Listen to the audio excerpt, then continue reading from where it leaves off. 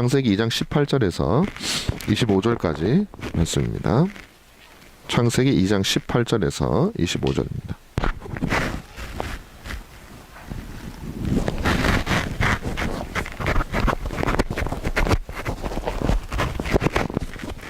제가 봉독하겠습니다.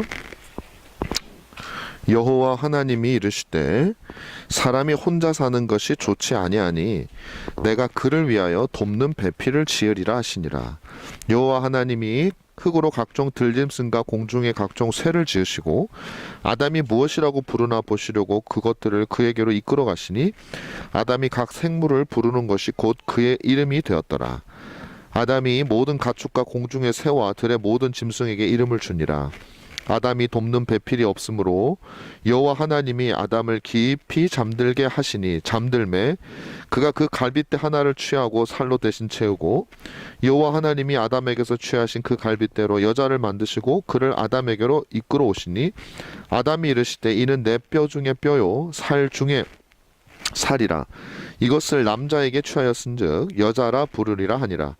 이러므로 남자가 부모를 떠나 그의 아내와 합하여 둘이 한 몸을 이룰지로다. 아담과 그의 아내 두 사람이 벌거벗었으나 부끄러워하지 아니하니라. 아멘.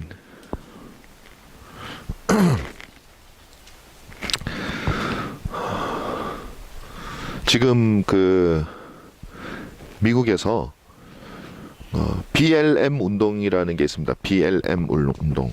여러분들 아마 뉴스를 통해서 많이 보셨을 텐데요. 뭐냐면은 Black Lives Matter라고 하는 건데요.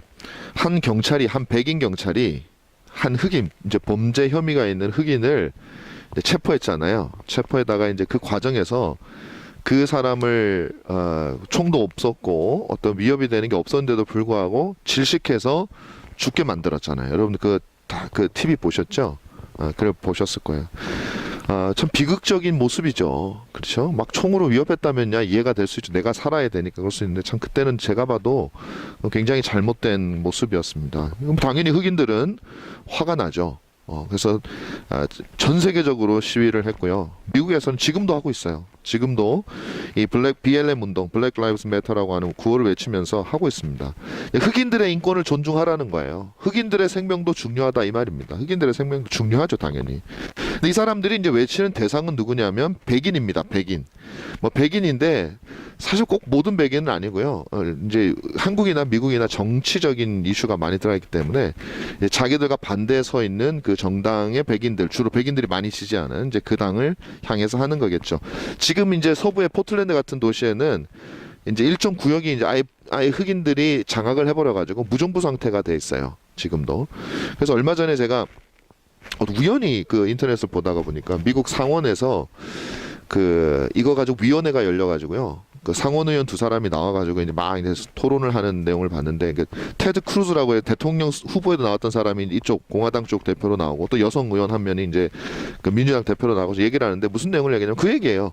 테드 크루즈는 우리는 당연히 존중을 해야 된다. 그렇지만 지금 상황은 그 상황을 넘어섰다. 어느 한 도시라 너무 폭력적으로 변해가고 있고 그러면서 이제 인권은 존중해야 되지만 폭력 시위는 안 된다. 그리고 막 무차별 약탈이 이루어지고 비디오를 보여주는 거예요.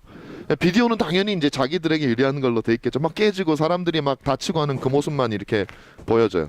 그랬더니 이제 이 민주당 쪽 의원 상원 의원은 또 그렇지 않다. 이게 왜 그러냐면 경찰들이 그냥 총도 안 든 사람들을 무력으로 막 심하게 진압해가지고 그런 거다. 또 이제 비디오를 보여줘요. 근데 또 맞은 것만 이제 경찰한테 맞는 것만 보고 지금 가만 제가 보고 있는데 세상이 다 그런 것 같아요. 보면 자기들은 객관적인 사람은 없는 것 같고요. 다들 이제 자기의 유리한 것만 그렇게 보여주는 거죠. 근데 제가 무슨 말씀을 드리려고 이 말을 여러분에게 드리냐면은 그건 정말 일단 흑인을 갖다가 차별하고 그 사람들에게 억압하고 예를 들면 총을 안 든 사람을 죽이고 이런 행동은 무조건 잘못된 겁니다. 그건 설명할 이유가 없어요. 그건 잘못된 거고 그 경찰은 당연히 처벌을 받아야 됩니다. 살인죄든 뭐든 받아야 되고 그래서는 안 되죠. 근데 이제 이거를 갖다가 무조건 흑백 갈등이고 인종차별로만 몰아가서 백인들에게 당신들만 바뀌어라 라고 주장하는 것은 과연 이 문제를 해결하는 이게 되느냐, 요걸 생각해야 된다는 거예요. 이게 정치인들한테 이제 우리가 말려가면 이제 정치인들은 그런 거 없어요. 자기 정권 잡기에 유리한 방향으로 몰고 가는 거죠. 문제를 해결하려고 하는 정치인은 별로 없어요. 그게 어느 쪽이든 마찬가지입니다. 대다수는 자기 정권에 유리하게 가려고 하는 것이 사람들의 마음이죠. 우리는 정치인이 아니잖아요. 우리는 그럴 필요가 없어요. 우리는 어떻게 하면 이 문제를 풀어갈 것인가에 우리는 관심을 가져야 됩니다. 자, 그럼 한번 보자고요.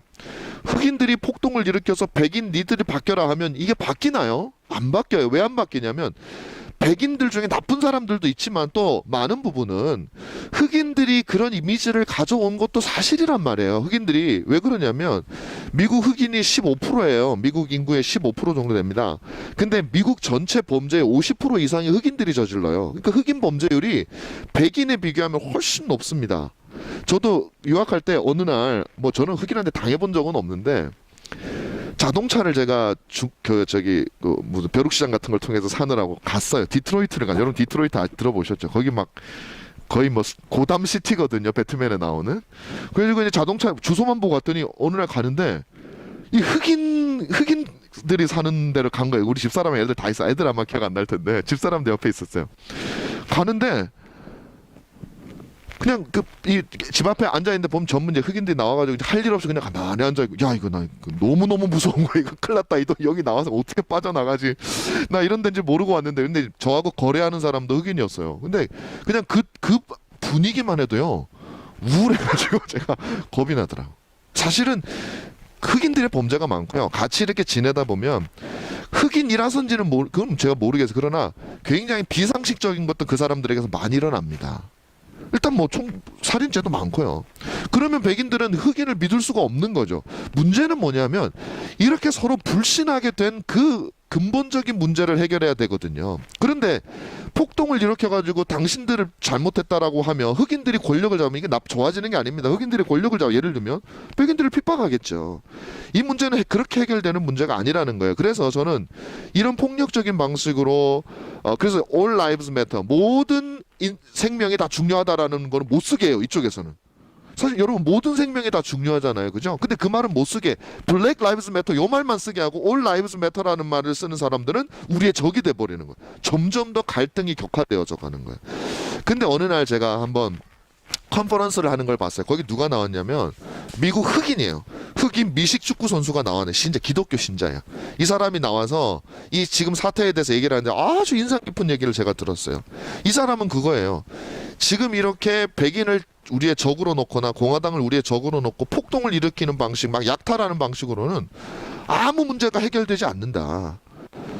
그리고 근본적인 문제도 아니다. 그러면서 그 사람이 제시하는 건 뭐냐면 왜 우리가 흑인들이 이렇게 어려운 환경에 처해 있는지를 봐야 된다. 그리고 이 문제를 해결해야 된다. 그게 뭐냐? 우리에게는 아버지가 없다. 아버지가 없다.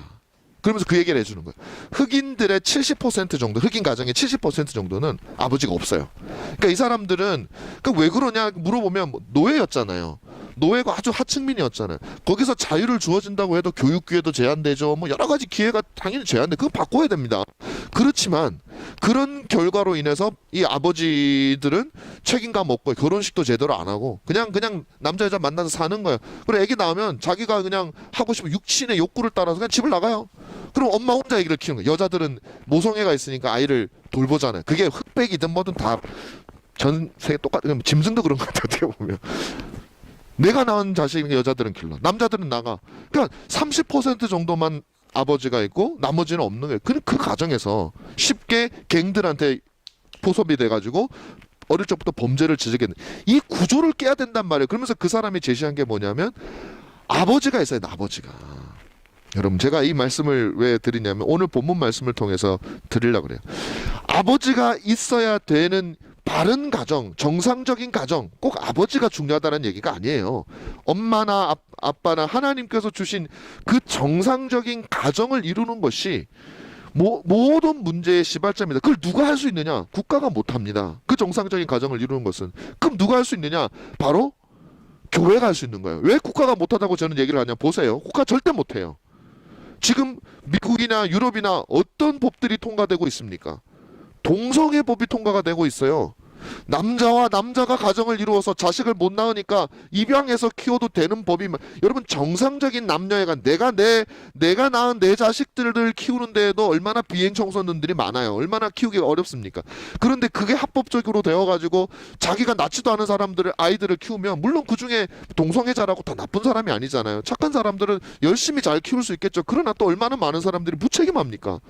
그로 인해서 발생하는 수많은 사회적인 문제를 어떻게 감당을 하겠어요? 여러분 이거는 제가 무슨 뭐 동성애는 나쁘니까 뭐 이런 걸 전제를 놓고 지 않고 하나님께서 왜 그렇게 하지 말았냐 그러냐면 여러 가지 이유가 있겠지만 그 중에 하나는 그것이 이 사회를 혼란하게 하고 모두 공동체를 어렵게 하는 수밖에 없는 그 원리를 가지고 있기 때문에 하나님이 그렇게 말씀하시는 거거든요. 어쨌든 국가는 그걸 못해요. 국가는 엉뚱한 가족 개념을 자기네들이 새롭게 정의를 해가지고 해보겠다는 거예요.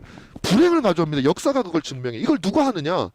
영원토록 변함없는 이 가정에 대한 진리, 참된 인간의 행복에 대한 진리를 가지고 있는 교회만이 그것을 막을 수 있고 교회만이 이 사회를 지킬 수 있다는 것이 저의 신념이고 저의 소신이에요. 여러분 우리는 굉장히 중요한 역할과 임무를 가지고 있는 사람들이 바로 우리 신자들이라는 것입니다. 우리나라도 별반 다르지 않아요. 가정의 개념이 무너지고 있어요. 제대로 된 가정이 점점 사라지고 있어요. TV를 틀어보시면 어떻게 됩니까? 부부 관계라는 것이 지금 성경이 말하는 것과 전혀 다른 관계가 되어져 버려요. 옛날에는요. 결혼하기 전에 이 여성이 임신을 하면 부끄러워했었어요. 그죠? 그렇게 해서 잘 살면 다행인데 잘 사나요 여러분 연예인들? 한 결혼하고 2년 3년 지나면 이혼 안 하고 사는 가정이 몇 가정이나 되는지 저는 잘 모르겠어요. 뭐 있겠죠. 꽤 있겠지만 그 얼마나 높습니까? 지금 사회는 그렇게 변해가고 있어요. 가정이라는 게 꼭 지켜야 되는 게 아니에요. 그냥 깨질 수 있는 거예요. 결혼해서 남편과 아내가 서로에게 어떤 정조를 지키고 어떤 충성을 하는 그런 개념은 이미 없어졌어요. 그럼 뭐라고 안 해요, 사람들이. 그 한국도 마찬가지라는 것이죠. 이런 근본적인 가정의 개념이 무너지고 있는 이때 그리스도인의 가정은 안전하느냐 이거죠. 동성애도 그렇고 뭐 모든 그 가정의 위기가요, 여러분. 지금은 그래도 반대하는 사람들이 뭐 50% 60% 있잖아요. 한 20년 지나면 이제 그 없어집니다. 다 없어지게 돼 있어요. 왜냐하면 세상적인 가치관은 변하게 돼 있어요.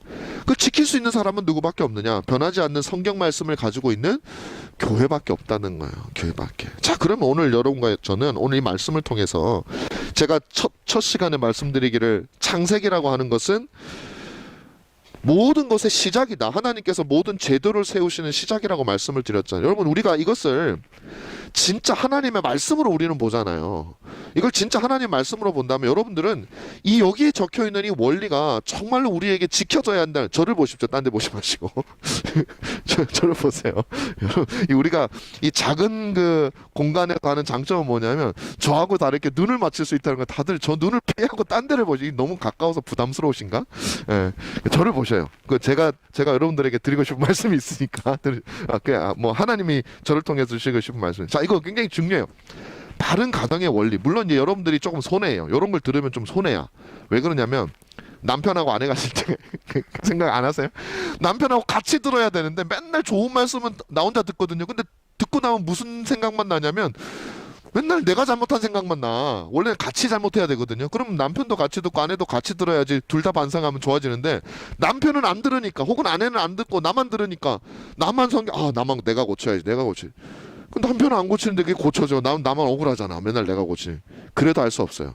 하나님께서 여러분만 놓고 듣게 하시는데도 이유가 있다고 저는 생각을 해요.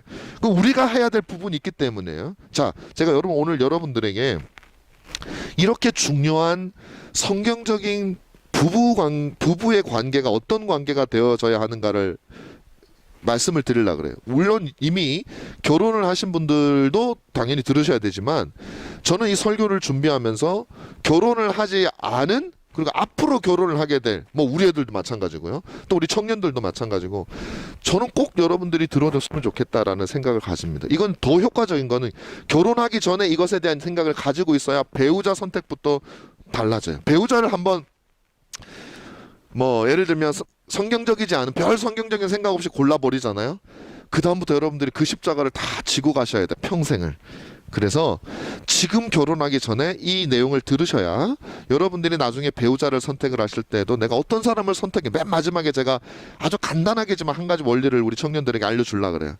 여러분께서 꼭 이 말씀을 잘 들으시기를 간절히 바라는 마음으로 제가 다시 말씀을 드리면, 첫 번째는 뭐냐면, 오늘 본문에서 볼 수 있는 게 뭐냐면, 가정은요 사사로이 생긴 영역이나 자연적 발생적인 집단이 아니라는 거예요.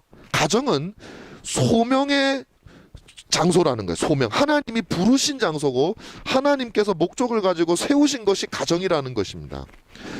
오늘날 아까 말씀드린 대로 가정이 막 무너지고 있는데요. 그 이유 중에 하나가 뭐냐면 가정을 아주 사사로운 곳이라고 생각을 해서 그래요.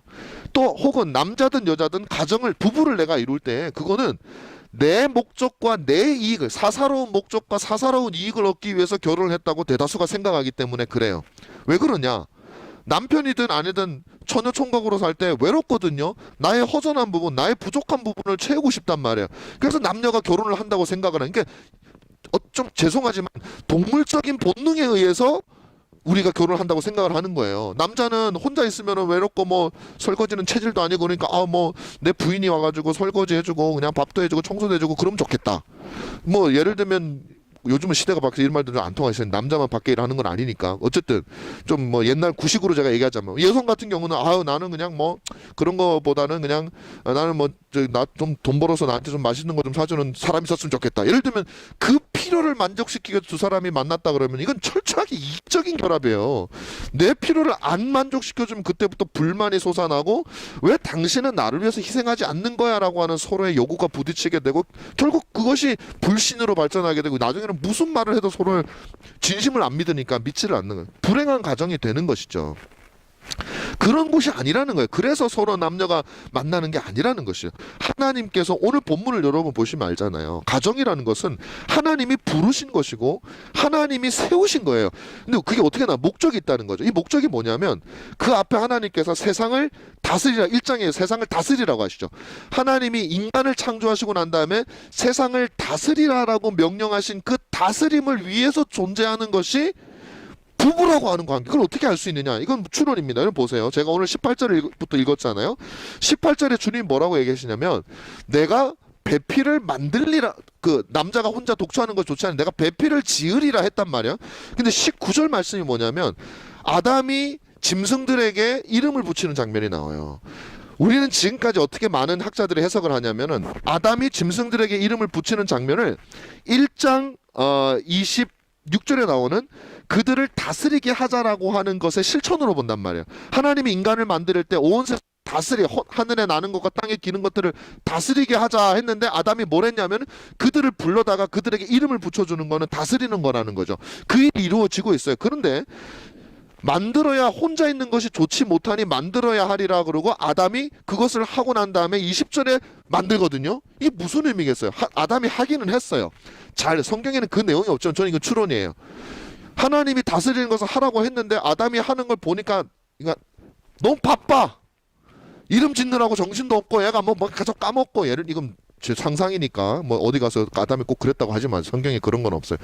뭔가 문제가 있든지 하여튼 일 자체는 성공적으로 했지만 뭔가 아쉬움이 있었을 거예요. 온 세상을 아담 혼자 다스리기에는 부족한 부분이 있었단 말이에요. 그래서 하나님께서 20절에 아담을 만들어주는 역사를 18절과 19절, 20절 사이 19절을 넣어놓으신 거예요. 아담과 하와가 존재하는 것은 사람이 세상을 다스리라고 하는 하나님의 이 소명을 충족시키는데 반드시 필요한 기관이 바로 가정이고 부부라고 하는 관계였다라는 것이죠. 그래서 이거는요, 여러분, 이 명령이 지금도 동일한 것처럼, 우리가 왜 선교를 합니까? 왜 우리가 전도를 하고, 왜 우리는 그리스도인으로서 세상 곳곳에서 우리의 역할을 감당해야 됩니까? 이것은 하나님이 여러분을 만든, 우리를 만든 그 만든 목적을 달성하기 위한 수단이에요. 그래서 우리는 예수를 믿고 그 믿는 믿음으로 복음을 전하면 그렇게 우리는 세상을 다스려가는 역할을 지금도 해야 되는 것이죠. 그래서 이 배우자를, 아내를 주는 것은 바로 그런 의미가 있다라는 것입니다. 자, 그래서 하나님께서는요, 사람을 통해서 세상을 다스리기 위해서 부르신 곳이 세 가지가 있어요. 하나는 가정이고요, 하나는 교회고요, 하나는 세상 자체예요. 우리로 하여금 세 군데로 보내신단 말이에요. 가정에 보내시고, 그 다음에 교회에 보내시고 그 다음에 세상에 보내요. 근데 여러분 이 교회와 세상은요 타락 이후에 주어진 어떻게 보면 특히 교회는 소명의 장소죠. 그 타락 이전에 세우신 유일한 기관은 뭐냐면 가정이에요. 교회는 그전에는 지금 현대적인 의미에서 세상의 빛으로 해서 교회는 존재하지 않아요. 타락 이후에 존재하는 거지. 그러면 이 가정이라고 하는 것은 굉장히 원초적인 인간의 가장 처음부터 시작되어진 세상을 다스리는 정복하는 기구였다라는 것이죠. 그래서 남자 혼자로는 못하니까 여자를 준 거예요. 그리고 그 가정이 서게 될 때 교회가 존재하게 되는 것이고 그 교회가 제대로 서게 될 때 이 세상에 빛의 역할을 감당하는 소명이 이루어지는 그러니까 이 세상과 교회의 기초가 되는 것이 뭐냐면 가정이고 그 가정의 기초가 되는 것이 뭐냐면 부부란 말이에요. 부부. 그러니까 엄청나게 그러니까 남녀가 결혼하는 이 부부 관계가 흐트러지면 모든 게 무너지는 거예요. 모든 게 세상이 다 무너지는 거예요. 정말 저는 그렇게 생각을 해요. 교회가 가정이 든든히 서는 것 없이 교회가 설 수 있어요? 불가능해요. 왜 불가능해요? 지금 그 현상이 나타나고 있어요. 지금까지는 교회에다가 사람들을 불러가지고 뭐 맛있는 것도 먹이고 즐거운 행사도 하고 막 이렇게 하니까 사람들이 교회에 모이는 재미로 교회를 잘 나왔어요. 그런데 이런 코로나가 터지고 전염병이 터져가지고 한 몇 개월 교회를 안 나오니까 사람들이 우르르 떨어져 나가요. 믿음이. 그리고 교회는 막 난리가 난 거예요. 막 불안해 죽겠는 거예요. 이 사람들이 어떡하지? 교회 안 나오면 가정에서 가족들끼리 신앙생활하고 부모에게서 신앙 배우는 걸 해본 적이 없는 사람들이 교회를 안 나오니 이제 신앙 다 교회가 벌벌벌벌 떨고 있단 말이에요. 여러분 진짜로 신앙이 있으면요. 우리가 그동안 교회에서 가정을 바로 세우고 가정을 통해서 자녀들에게 신앙교육을 하도록 물론 부족한 부분도 많이 있겠지만 그래도 그런 시스템으로 갔다면 이럴 때 힘을 발휘하는 거예요. 진짜 교회가 힘을 발휘하고. 그런데 이게 무너지고 있단 말이죠. 한국 교회가 욕먹는 것도 저는 그렇게 생각을 해요. 한국 교회가 이번에 비난을 많이 받았잖아요. 코로나에. 그게 한국 교회가 정말 무슨 뭐 그 일이 비난받을 행동이어서가 저는 아니라고 생각을 해요. 만약에 한국 교회가 평소에 우리가 거룩한 삶으로 불신자들에게 신뢰감을 줬더라면 훨씬 더 비난의 강도가 적어서 무너지지 않아요. 그건 뭐냐면 우리가 지금까지 가정을 세워서 가정 안에서 하나님의 말씀이 전파되어지는 그 아름다운 성경적인 부부 관계에 대해서 얘기한 적이 없기 때문에 다 무너지는 건 다 아무 힘도 없는 거예요. 그래서 가정이 정말 기초다라는 사실이죠. 자, 그러면 두 번째로 결혼이 소명이다 그렇게 얘기했는데 그러면 결혼이 부르심이라면 도대체 어떤 의미로 부르신 걸까 하는 것이죠. 어떤 의미로 부르신 걸까? 오늘 본문에 나타나는 이 아담과 하와가 만나는 이 부르심은 도대체 무엇이냐는 것입니다. 여러분 남자와 여자가 만났을 때 결혼을 하면요 처음에 많이 다투잖아요. 그죠? 안 다투 보셨나 본데 하여튼 저는 많이 다퉜어요. 다투면 왜 다툴까 좀 생각을 했어요. 왜 다툴까? 이 기준이 다르더구만요. 보니까 서로 각자의 가정에서 살아오던 인생관이 있는데 그 인생관이 충돌하는 게 이 결혼 초의 가정이더라고요. 왜 그러냐? 이건 사사기하고 똑같아요. 법이 없어서 그래요.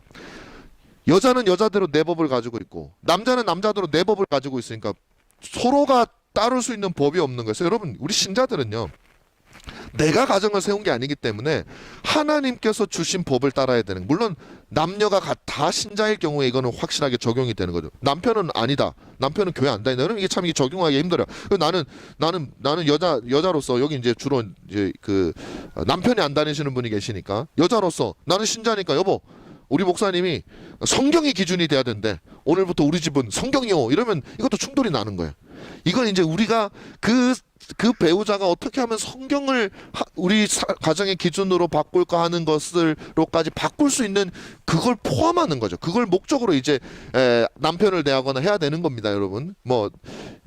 쉬운 일 아니죠. 그렇지만 어려워요. 해산하는 고통이라고 하잖아요. 그런 고통이죠. 그렇지만 우리는 그렇게 가야 되는 것이지 또 막 이렇게 내세우면 안 되는 거예요. 자, 그러면 오늘 하나님의 말씀에 나와 있는 이 결혼에서의 부르심은 제가 세 가지로 구분을 해드리면 첫 번째로는 어떤 부르심이냐? 책임이 있는 부르심이다라는 사실을 여러분 기억하셔야 돼요. 책임 있는. 자, 이거 주례로 제가 여러 번 많이 하는 거예요. 근데 이 본문에서 제가 그걸 가져오는 거는 첫 번째로 이 책임이 있는 부르심이다. 보세요. 18절 말씀을 보면 하나님께서 아내를 지으신 이유를 여러분들이 아셔야 돼요.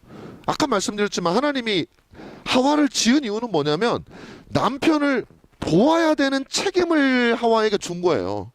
그냥 생긴 게 아니다 말이야. 그러니까 이게 결혼의 전통이 되어서 모든 아내는 결혼할 때 나는 내 남편을 돕는 사람이라고 하는 생각을 가져요. 나는 이게 소명이에요. 가정에서 남편을 돕는 게 내 소명이에요. 예. 그죠? 그러니까 남편이 굉장히 유리한 것 같죠. 근데 또 그게 끝이 아니야. 남자는 뭐냐 그러면 남자는 어떤 소명? 23절에 보십시오. 23절에 아담이 딱 그 아내를 보자마자 뭐라고 불렀냐면, 하나님이 주신 계시예요. 내 뼈 중에 뼈요, 내 살 중에 살이라. 마침 그 뼈에서 했잖아요. 그 말은 뭐예요?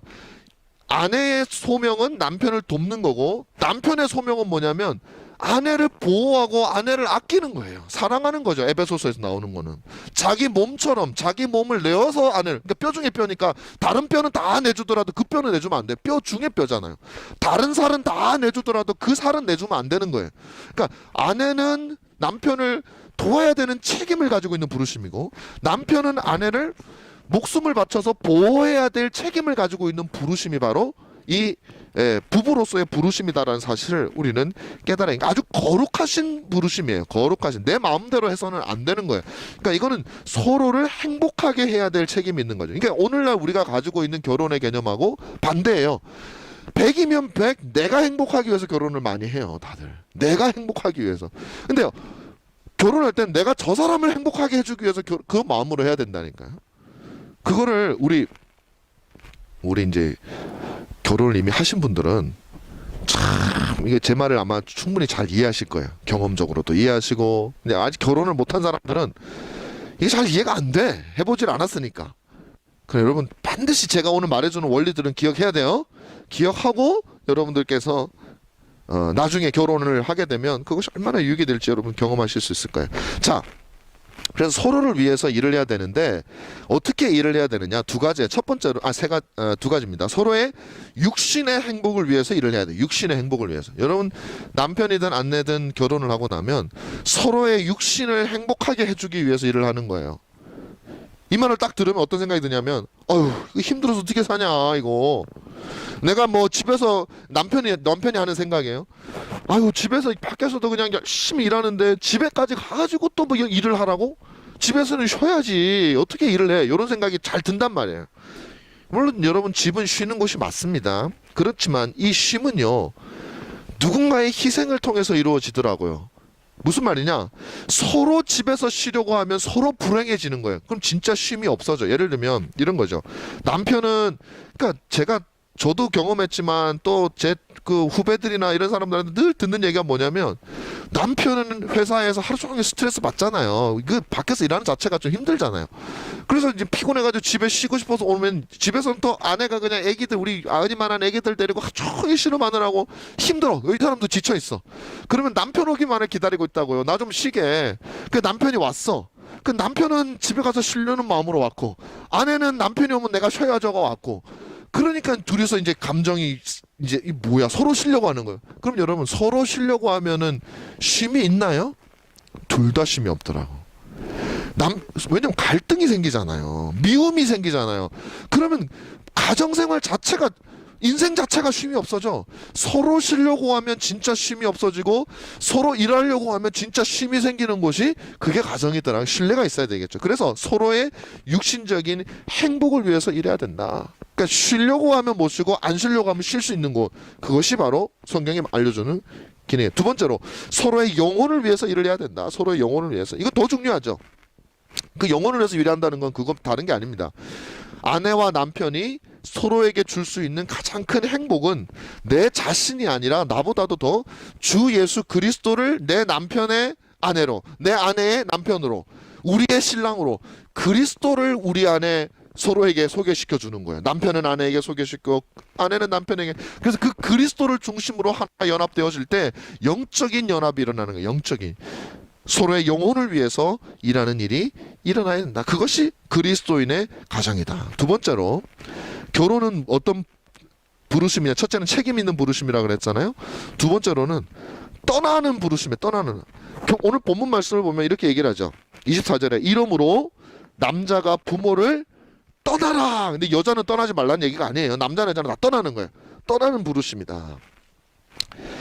이 부르심에 대한 부분은요, 부모를 떠나라고 특별히 얘기를 해서 굉장히 중요하다. 저는 뭐 저도 경험적으로 경험을 하고, 저는 결혼을 할 때 우리 부모님이나 누구한테 이런 얘기를 듣지를 못했어요, 사실은. 뭐 결혼이 어떤 건지, 제가 가정에서 보아온 결혼이 전부였고, 정말 결혼이 어떤 건지에 대해서는 성경적인 것을 들어본 적이 없어요. 그래서 이 떠난다라는 개념에 대해서 잘 몰랐어요, 뭐가 뭔지. 결혼을 하고 생활을 하면서 시행착오를 거치면서 성경 말씀을 묵상하고 바라보니, 이 떠나라고 하는 것이 얼마나 지혜로운 말씀이고 얼마나 복된 말씀인가 하는 것을 뭐 너무나 뼈저리게 깨닫고 있다라는 것이죠. 무슨 말이냐면 이겁니다. 첫 번째로는 먼저 물질적으로 경제적으로 독립하라는 얘기예요. 독립하라. 부모에게서 독립하라는 얘기.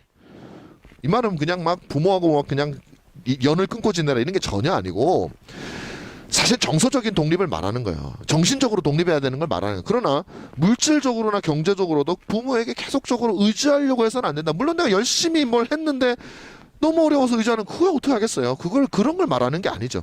아예 의지하려고 하는 마음이 안 된다. 경제적으로 부모는 독립, 자녀들은 독립해. 여러분, 서양 사람들이 왜 이렇게 서양 애들은 20살만 되면 진짜 딱 떠나요. 요새는 이제 미국도 그게 안 된대요. 너무 이 경제가 어려워지니까 이 20살짜리들이 이제 집에 눌러 있는 경우가 있는데, 그 전까지 불과 20년 전까지만 해도요, 20살 딱 되면 그냥 집에서 나가는 게 원칙이었어요. 그리고 학비도 다 대학에서 대출을 받아요. 저리로 대출을 받아가지고 평생 회사 생활하면서 그걸 갚는 거지, 부모가 책임지는 거 없어요. 그리고 결혼도 뭐 우리처럼 집 해주고 그런 문화가 없잖아요. 자기네들은 그냥 처음부터 그렇게 시작하는 거거든요. 그러다 보니까 이 미국 사람들은요, 결혼도 일찍 했어요. 그러면 20대 한 중반에 결혼을 하잖아요. 그럼 애가 20살 되면은 모든 경제적인 지원이 끝나. 그럼 45살 되면 이제 노후를 즐기는 거예요. 연금 제도가 잘 돼 있으니까 사람들은 또 노후는 또 잘 즐겨요. 사는 게 행복해요. 그 자녀들도 그렇게 살았어요. 또 그렇게 하고. 근데 우리는 보면은 너무너무 힘들어. 사회가 그런 구조가 그런 것도 있지만 이미 자녀들의 마음속에는 당연히 부모님에게 의지하는 게 다 그게 돼요. 그러니까 부모님에게 경제적으로 의지하면 어떤 일이 발생하게 되냐면 정신적인 의지가 발생하게 되고, 그게 부부 안에서 갈등으로 나타나게 된다라는 것이에요. 물질적으로 떠나야 되고, 그 다음으로 제가 말씀드린 결국 정신적으로 독립을 해야 되는 것이죠. 그래서 이거는 이거예요. 자기의 정체성을 잘 들어주십시오. 우리 청년들은 자기의 정체성을 어디서 찾아야 되냐면 부모에게서 찾으면 안 돼. 이제부터는 결혼하고 난 다음에 난 누구냐? 누구 집 아들이 아니에요. 누구 집 아들이 아니야. 누구 남편이고 누구 아내예요. 어떻게 보면 그게 나의 정체성이에요. 가장 우선되는 정체성이에요. 근데 너무나도 많은 사람들이 난 누구 집 아들, 누구 집 딸이라고 하는 정체성을 결혼하고서도 가지고 있는 것이죠. 그래서 자기의 사상과 자기의 생각을 주장하는 거예요. 결혼하고는. 제가 굉장히 많이 그걸 경험해서 실제적으로. 제가 처음에 제 아내하고 이제 같이 사는 양 집안의 문화가 너무 다르잖아요. 근데다가 또 저는 또 우리 부모님이 참 지금도 어려우시지만 평생 고생을 너무 많이 하셨거든요. 특히 어머니 고생하신 거, 제가 또 아들이니까 뭐 그런 게 많이 남잖아요.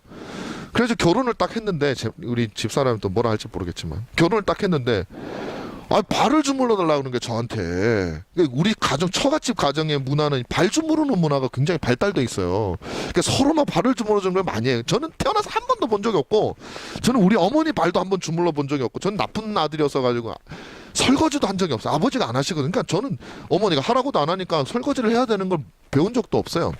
근데 결혼을 했는데 아내가 발을 주물러 달래. 발을 주물러 그러는데요, 제가 못 주무르겠는 거예요. 왜 그러냐? 아니, 내가 나를 위해서 30년을 고생하신 어머니 발도 한번 못 주물러 본 내가 이제 결혼했다고 내 아내의 발을 주물러? 이건 어머니에 대한 배신이야. 뭐 그런 생각이 드는 거예요. 설거지도 내가 평생 설거지를 안 했는데 집사람이 해단다고 선뜻 가서 해?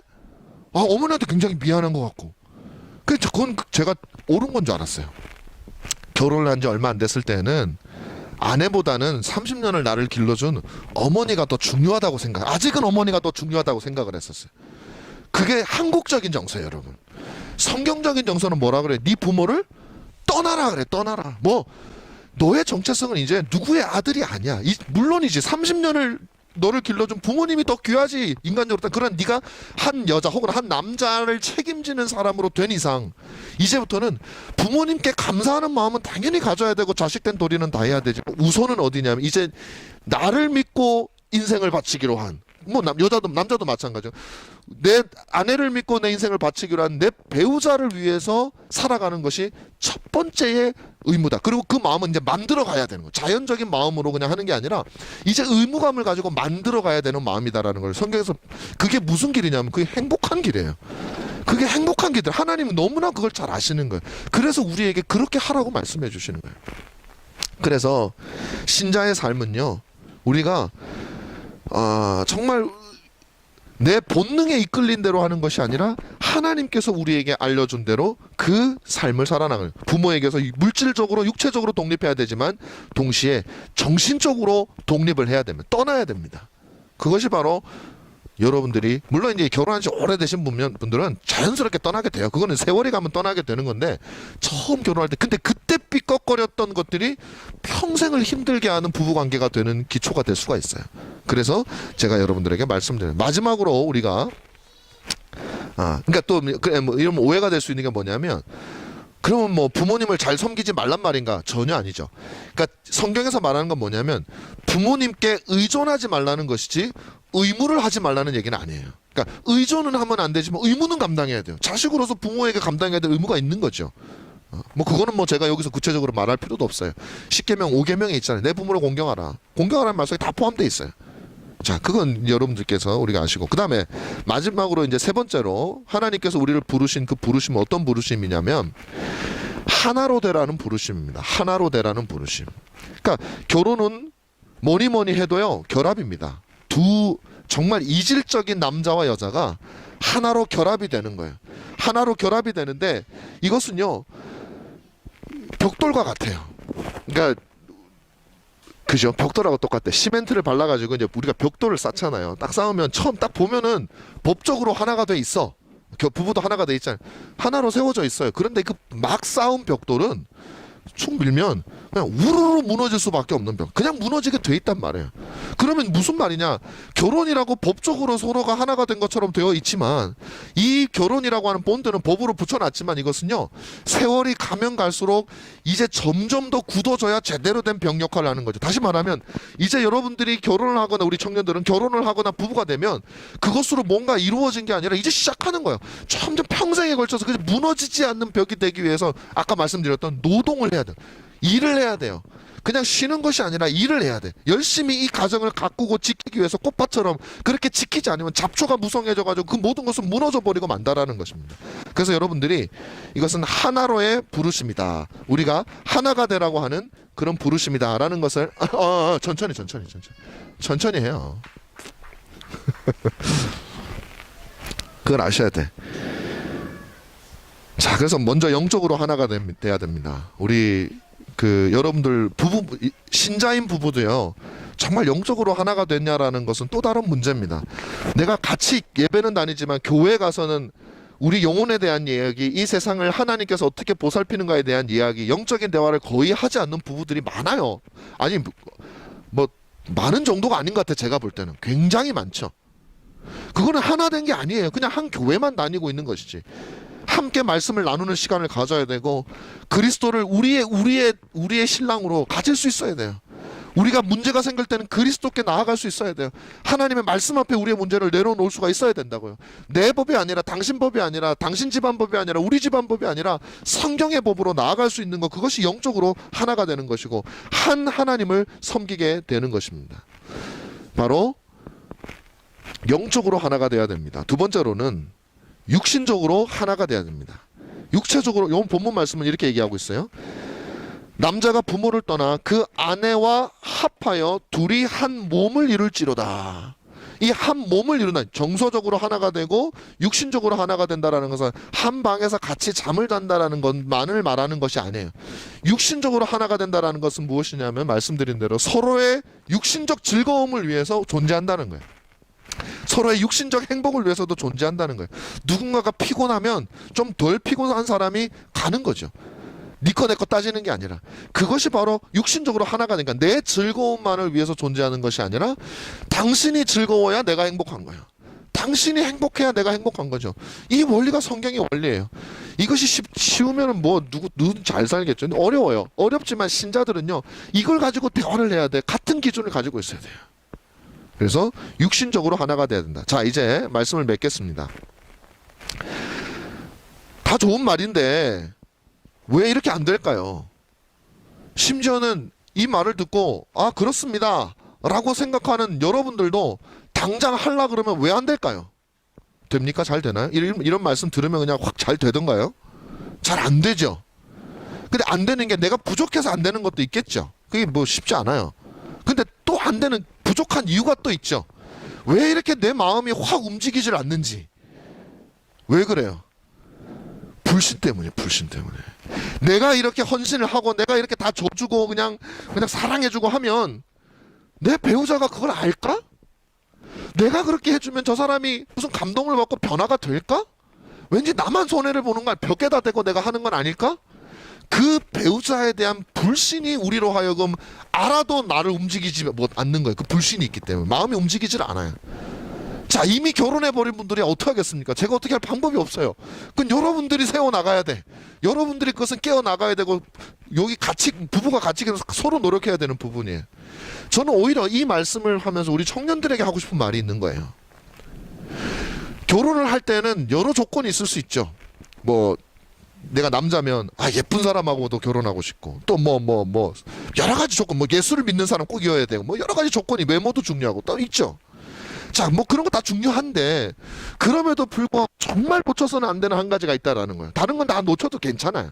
그 나 지금 당장은 못 될지 몰라도 나중에 다 회복이 됩니다. 그런데 한 가지 반드시 이것만큼은 지켜져야만이 여러분이 이 성경적인 부부 생활을 할 수 있는 기준이 있어요. 그건 뭐냐면 여러분들의 배우자가 되려고 하는 대상이 최소한 아주 미니멈이에요. 최소한 내가 하나님의 말씀의 은혜를 받고 이 말씀대로 수고를 했을 때 그것을 알아보고 뭐 처음 당장 알아보지는 못할지라도 그것이 전달되어져서 그 사람도 그것을 이용해 먹는 사람이 아니라 적어도 함께 그것을 노력하기 위해서 힘쓸 수 있는 사람이라는 믿음 정도는 있어야 내가 노력할 거 아니에요. 저는 그래서 여러분의 자녀들, 우리 애들, 청년들 결혼할 때 뭐 여러 가지 보는 게 많겠지만 그 믿음이 있냐고 한번 물어보십시오. 적어도 도대체 왜 좋아하냐? 왜 결혼하고 저 사람하고 왜 결혼하고 싶어 하냐? 잘생겨서 그러냐? 돈이 많아서 그러냐? 믿음이 있니? 하나님 말씀 믿는 그 믿음 당연한 거고 인성적으로도 네가 만약에 하나님의 뜻을 따라 살면 저 사람이 그것을 알고 그것을 해줄 수 있을 것이라는 믿음이 있어야 네가 신자답게 살 수 있는 거야. 그래서 우리 청년들에게 난 그걸 꼭 얘기하고 싶어요. 그 믿음이 있어야 돼요. 그 믿음 말고 그것보다 더 중요한 것들이 그건 뭐 중요하지 않아. 큰일 나요. 큰일 나. 하나님의 말씀을 서로 나눌 수 있는 사람, 그리고 내가 수고했을 때 그것을 알아주고 같이 어느 정도 반응해 줄 수 있을 것이라는 믿음, 이 믿음이 여러분의 결혼 생활을 성경적인 결혼 생활로 이끌 수 있는 하나님께서 세우신 이 온 세상을 다스리라고 하는 이 소명을 감당하도록 세우신 그 가정을 이루는 부부의 가장 기초는 바로 여기에 있어요. 이것이 허물어지면 여러분의 가정도 쓰지 못해요. 교회도 쓰지 못해요. 세상도 쓰지 못해요. 여러분, 바로 이 결혼의 거룩한 하나님의 부르심을 여러분들이 발견하시고 그 부르심을 여러분 안에서, 가정 안에서 아름답게 세워가시는 여러분들이 다 되시기를 주님의 이름으로 축원합니다. 기도하겠습니다.